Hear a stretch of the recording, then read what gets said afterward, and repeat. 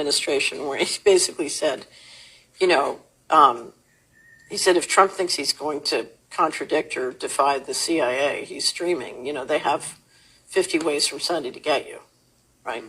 And traditionally, if you look at the U.S. intelligence agencies, they basically work for the central bankers. So what's happening is we're watching a re-engineering of this fiscal line. And you're basically looking at the central bankers moving to put into place a system that will allow them to extract tax without representation. So that's the trick financially. How do you force the citizens to pay taxes with no representation?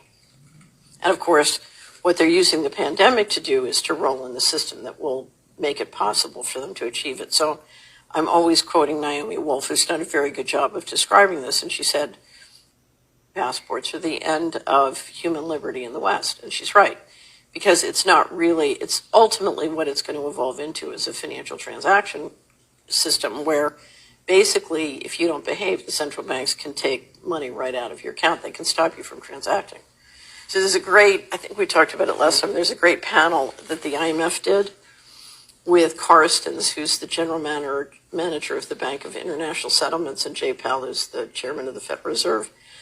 And they're talking about central bank digital currencies. And Carson says, well, the great thing about central bank digital currencies, if you don't want citizens of another country to transact, you can just shut off their ability to transact.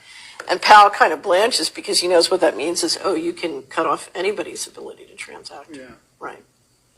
If you want complete control, then you want transactional control, but you want transactional control broken down into into both space and function. So let me tell you what I mean by that. You know, I want the ability to say you can only transact 5 miles from your home. You know, so I want you not to be able to travel. Okay, so your electric car or your driverless car can't go more than 5 miles from your home.